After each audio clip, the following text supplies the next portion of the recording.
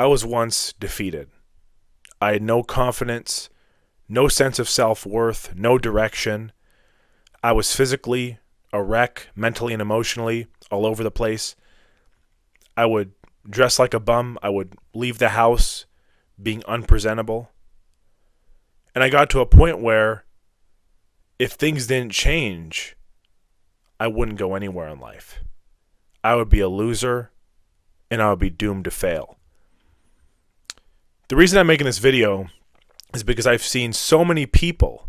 I currently see a lot of people, especially young men under the age of 30, mainly under the age of 25, who just seem so defeated, like I was, who exhibit the same kind of body language and behavior. Now, not everyone's like that, of course, but I've seen it enough to where I feel a need to make this video in order to help people, because it takes someone who's gone through that to know what it is. Now, it's easy to look at someone who's depressed or down and not think much, but the eternal battles, the eternal demons that they face on a daily basis, you might have no idea.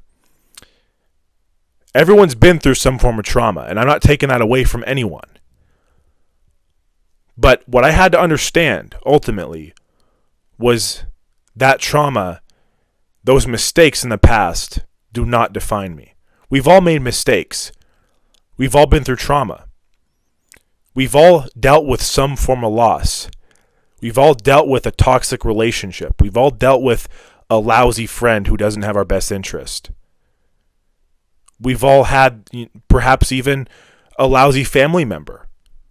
We've all had to deal with these things. But we still have to get up and do our daily tasks. We can't just lose hope. Now, I'm not taking away from anyone's experiences, but it's important to realize we've all been through some form of trauma. And if you're going to use it for anything, use it for fuel, use it for fire, it should piss you off. It should give you motivation or drive, not motivation, drive, to go to the gym and train hard, to go for a run, to better yourself financially or mentally or physically. It should. That's the thing with negativity now. I used to be the kind of person where I didn't want any negativity. I didn't want to have any negative thoughts, but I'll tell you what. You use that for fuel, you use that for drive, and it can be a powerful tool if it's used in the right outlet. If it's going to be used to give up and mope and be like, woe is me, then spit it out. It's useless. It's destructive. When it comes to being presentable, I used to leave the house without a care in the world about how I looked. My beard would be unkempt. My hair would be a mess. I would wear clothes that didn't fit me well. I would throw on flip-flops because I was too lazy to tie on a pair of shoes.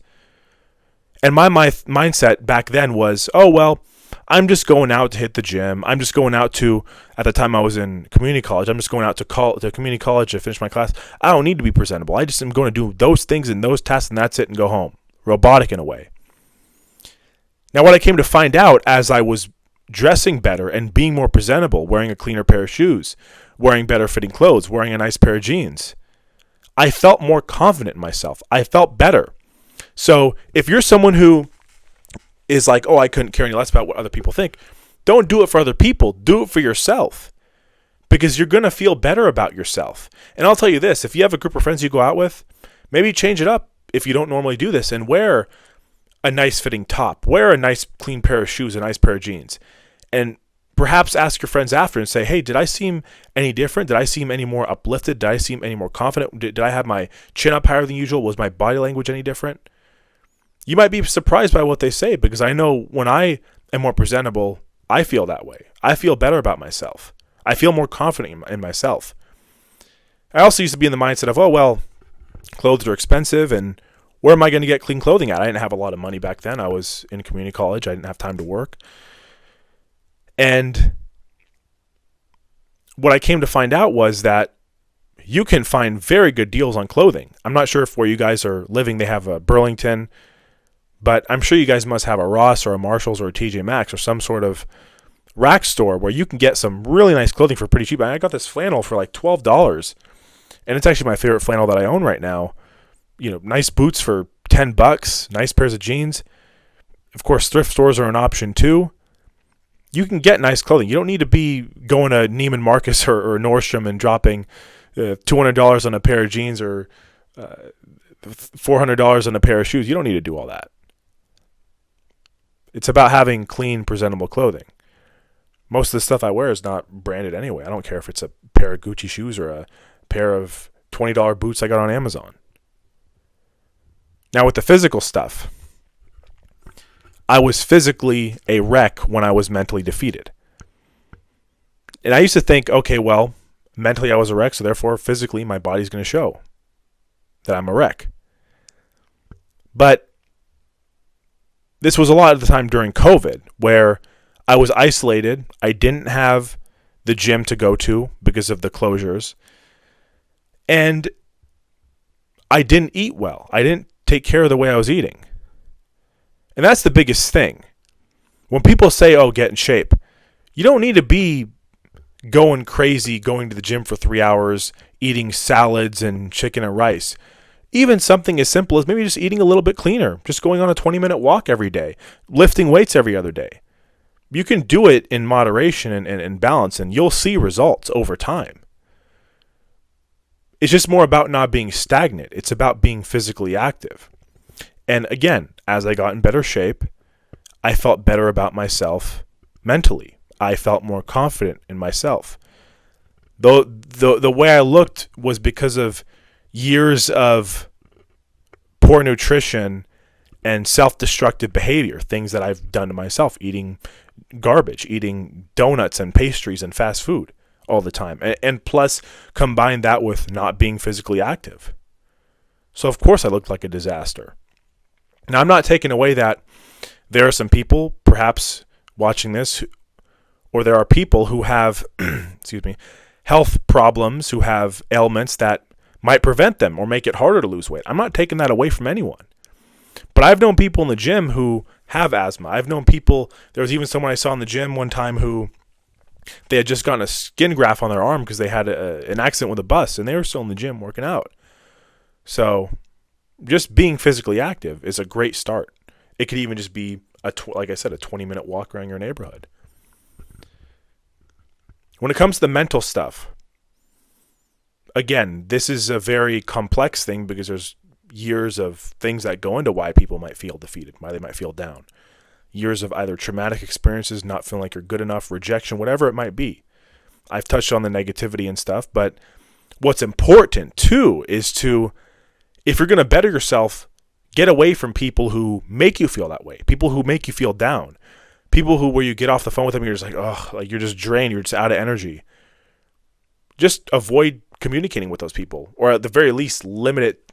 But I would say if they really make you feel that way, just cut them off. I myself have cut off many people I've even known since middle school and high school for years, 5+ years, because I came to a point where I matured and I realized they just don't have my best interest. Pretty much everyone I've talked to who was older than me in their 40s has said that as you get older, your circle gets smaller because you start to realize there are some people who just simply don't have your best interest. They are not going to lead you anywhere good. They're going to drag you down. That's not to say you should wish anything bad on them. I still wish them the best. I wish nothing bad on them. It's not good to hold grudges. But it's important for your own peace of mind and well-being, to avoid toxic, negative, narcissistic people. The best way to deal with them, like I mentioned, cutting them off. If they try to call or text you, just keep it very short. Even just tell them, I don't have time, and eventually they'll get the memo that you're not interested in communicating with them. Or if they keep bothering you, then just block them. Honestly, that's the best thing to do, because this is your life and well-being. You should not sacrifice it for these people. I've heard real horror stories about narcissists, about marriages falling apart, about narcissistic family members, about toxic friendships, and it affects these people and damages them for even years after. And this is how I was when I was defeated. I had been surrounding myself with lousy people, low-class people, people who didn't have my best interest, people who were manipulative, people who took advantage of people, people who were not trustworthy. And after, sorry, I don't know if you guys can hear the heater going off, but after I had gotten out of those friendships and relationships, I was at a point where I just wanted to isolate myself because I just didn't trust anyone. I thought everyone was out there to screw me over. I thought everyone was like that. But as I saw the world, as I got out of my comfort zone, I came to realize I truly believe there's more good than bad out there. Most people are good, decent people who have empathy, who are capable of good, who don't want to see people fail or people hurt, who are just trying to go through life and be able to support themselves and their family. Most people are good, decent people. And I think it's important to realize that, because as we deal with toxic, crappy people, whether it's through relationships, whether it's through friendships, we do lose a little bit of hope in thinking, you know what, I'm better off just keeping to myself and not associating with anyone. Which, of course, there's benefits in focusing on yourself and focusing on your mission and purpose too, and in a way, isolating yourself if you have to. But it's also good to have people who do uplift you, people who are like-minded, people who do have your best interest. That's a very good thing. But as you deal with toxic people, you get a better keen eye for it. And you start to realize, okay, you know, like you'll notice pretty quickly, to tell you the truth, of, okay, this person's a narcissist, this person's a manipulator, this person's just, you know, BSer. You'll know pretty quickly, having dealt with those kind of people, what kind of characteristics are red flags and to avoid them. That's something that comes with experience. We've all dealt with lousy people like that, every single one of us. It's not something that's unique to anyone. Now, in an ideal world, there would be no narcissists. There would be no negative people. There would be no jealousy. But we're not in a perfect world. We are all bound to make mistakes. We have free will. Nobody's perfect. But it's important to not let that ruin your outlook. I'm the kind of person where I could have 100 positive interactions with people, and one bad one, I would just lose it. I would just get in a negative mood. I could have 50 people, 100 people when I'm driving, when I'm walking, when I'm at a store, say hi to you, be kind, acknowledge you, nod their head at you. You start a small conversation, and one person flips me off on the freeway or something, then I'm mad. But now I just look at that and I laugh. It's honestly just funny. I remember one of my first days at college, I was walking to campus because I had to park kind of far away. And there was some guy, I don't know if he was homeless, but he was just looked at me in the eye when I walked across the street. He's like, F you. And being young and stupid, I just went back and forth with him, talking, cursing at him back and forth. And I look back now and like, if that happened now, I would just laugh. This is someone who needs help. This is someone who's on the street looking for problems. And as I mentioned, most people are not going around looking for problems. That's not normal behavior. This is someone who needs help. And I wish people like that the best. I hope they get the help or the enlightenment that they need. But it's important to not let that ruin your day. Not let one negative interaction from some idiot ruin your day. You shouldn't. If anything, you should just laugh at it. Just like under the rug or whatever the saying is. Sweep it under the rug. Yeah, don't even let it faze you. Now, a big reason too, which is something I do want to touch on in the video, is why a lot of young men feel defeated. I think a big part of it is maybe just a bit of discouragement, seeing how expensive things are, seeing even dating stuff. But what is important to realize is that really anyone can make it and be successful. Anyone can do it. I know people who have made incredible changes. People who used to have drug problems that were able to change their lives around, take a full 180 and be very successful and have successful relationships and own a home and do incredible things. And these are people who had traumatic pasts. So it's important to not look around and get discouraged or feel defeated. Although, yes, I understand and I agree. the price of housing, for the most part, especially in big cities like Seattle, is just absolutely ridiculous. It is absolutely ridiculous. And again, that's why my thing is like, to tell you the truth, I just want to get out of here. I was looking at houses in this area called Orting. It's just south of Tacoma, about an hour south, 45 minutes to an hour south of the city.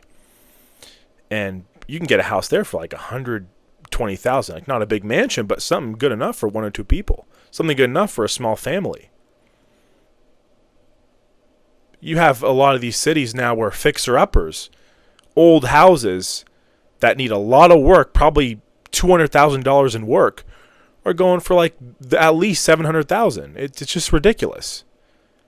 So I understand why a lot of men feel discouraged, because they're probably thinking, oh, well, I won't be able to buy a house and this and that. And even the guys that have good jobs, a lot of them can't afford houses. I have friends that work at Boeing. I have friends that work at really good companies, software engineers, people who are doing really well on the financial scale, making six figures, and they can't afford a home in this city, which is ridiculous.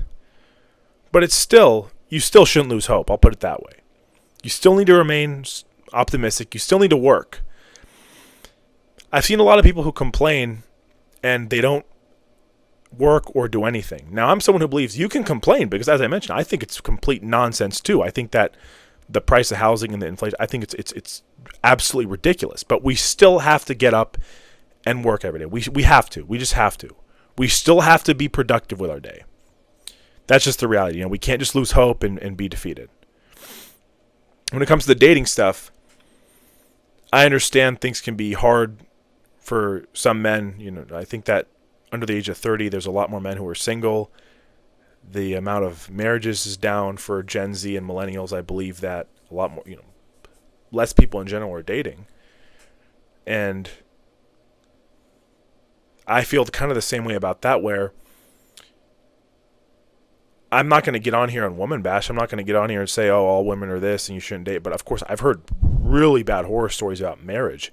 I touched another video, but I've heard just absolute horror stories about toxic relationships and marriage, and fathers losing contact, custody with their kids. I have someone right now battling a custody battle, dealing with other stuff, criminal stuff in court with marriage. And it's terrible. The dating dynamics are strange, to put it lightly, but we just still gotta focus on being the best versions of ourselves. And if a good woman comes, they come. The way I feel is there are still hope for most average men to find love and relationships, but ultimately we just have to be the best versions of ourselves. Like I talked about with the clothing, I want to even start experimenting with certain articles of clothing, different fits, pieces of jewelry even. I normally am not someone who's ever worn chains or rings or bracelets or any of that, but just changing up my style, things that are just going to make me feel better about myself, or I shouldn't say feel better, so things that are going to make me more presentable, be more confident, just different kinds of stuff like that. Being in better shape. Most of us can always be leaner. I think that's the number one thing that someone can do to look better that doesn't involve making a financial purchase of like a clothing article or something like that, or like a clean haircut or a cologne. It's something where we can just physically do that takes time.